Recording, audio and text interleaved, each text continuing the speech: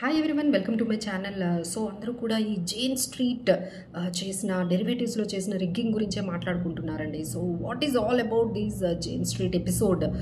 SEBI అయితే ఇదేంటంటే US trading firm అండి. వీళ్ళు డెరివేటివ్స్లో ఎక్కువగా ఆల్ ఓవర్ గ్లోబ్లోనే గ్లోబల్గా వాళ్ళకి చాలా ఇలా ట్రేడింగ్ ఫార్మ్లో ఇన్వెస్ట్మెంట్స్ అంటే ఈ ట్రేడింగ్లు అవి చేస్తూ ఉంటారు. So our India is biggest markets for derivatives అని ఖచ్చితంగా చెప్పొచ్చు అండి. ఎందుకంటే క్యాష్కి డెరివేటివ్స్కి మన రేషియో చూసుకుంటే యూఎస్ లేకపోతే మిగతా కంట్రీస్ కూడా 2 times 9 times ఉంటాయండి. మన ఇండియాలో 422 times అండి. అంటే క్యాష్ కన్నా డెరివేటివ్స్ ట్రేడింగ్ వాల్యూమ్స్ 422 times ఎక్కువ జరుగుతున్నాయి అంటే మీరు అర్థం చేసుకోవచ్చు ఎంత ఆపర్చునిటీ ఉందో. సో అందరూ కూడా ఇక్కడ ఇండియాకు వచ్చి ఇలాంటి యూఎస్ బయట గ్లోబల్ ట్రేడింగ్ ఫార్మ్స్ అన్నీ కూడా ఇండియాకు వచ్చి ట్రేడింగ్ అనేవి చేస్తూ ఉన్నాయి. సో దాదాపుగా ఈ సెబీ చెప్తున్న డీటెయిల్స్ ప్రకారము 2 yearsలో దాదాపుగా వాళ్ళు 36,000 crores రిగ్గింగ్ చేసి ప్రాఫిట్స్ని తీసుకెళ్ళిపోయారు డెరివేటివ్స్లో అని చెప్తున్నారండి. So how they have made it this much of huge?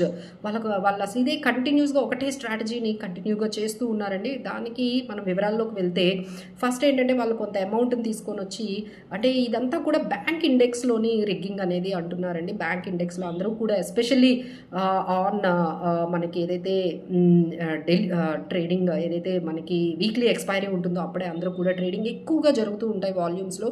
So వాళ్ళు ఏం చేస్తారంటే ముందుగానే ఈ బ్యాంక్ ఇండెక్స్కి సంబంధించిన ఏవైతే స్టాక్స్ ఉన్నాయో banking stocks like ICICI, HDFC, మిగతా అన్ని స్టాక్స్ ఏవైతే అందులో ఉన్నాయో అవన్నీ కూడా వాళ్ళు బై చేస్తారండి. బై చేసిన తర్వాత ఇమీడియట్గా వాళ్ళు బేర్ స్ట్రాటజీస్ అయిన పుట్ ఆప్షన్స్ని అవన్నీ కూడా బ్యాంక్ ఇండెక్స్లో తీసుకుంటారు. సో ఒక్కసారిగా ఈ స్టాక్స్ ఏవైతే తీసుకున్నారో దానివల్ల ఇండెక్స్ అనేది బ్యాంక్ ఇండెక్స్ అనేది ఆబ్వియస్లీ పెరుగుతుంది.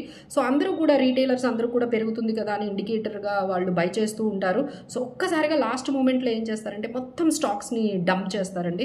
అవి ఒక్కసారి అమ్మేగానే ఇండెక్స్ కూడా పడిపోతుంది. సో వాళ్ళు ఏవైతే వాళ్ళు పుట్ ఆప్షన్స్ బేరిష్ స్ట్రాటజీస్ తీసుకున్నారో అక్కడ చాలా హ్యూజ్ ప్రాఫిట్ వస్తుందంటే వాళ్ళు ఆల్మోస్ట్ ఒక 600-700 crores ఇలా వాళ్ళు పెట్టి ఆల్మోస్ట్ ఒక 5,000-6,000 crores వరకు సంపాదిస్తున్నారు ప్రతి ట్రేడ్లో. సో ఈ విధంగా ఈ 2 yearsలో 36,000 crores వరకు వాళ్ళకి ప్రాఫిట్ వచ్చిందండి. సో ఈ విధంగా రిగ్గింగ్ అనేది జరిగింది, వాళ్ళని బార్ చేశారు. బట్ ద క్వశ్చన్ ఏంటంటే ఇలాంటివి ఎన్ని జరుగుతున్నాయి, ఇలాంటి స్ట్రాటజీస్తో ఇలా రిగ్గింగ్ ఎన్ని కంపెనీస్ ఎన్ని ఫర్మ్స్ ట్రేడింగ్ ఫర్మ్స్ చేస్తున్నాయి అనేది పెద్ద బిగ్గెస్ట్ క్వశ్చన్ అండి. So we wanted to caution everyone, so don't get into the trap of trading.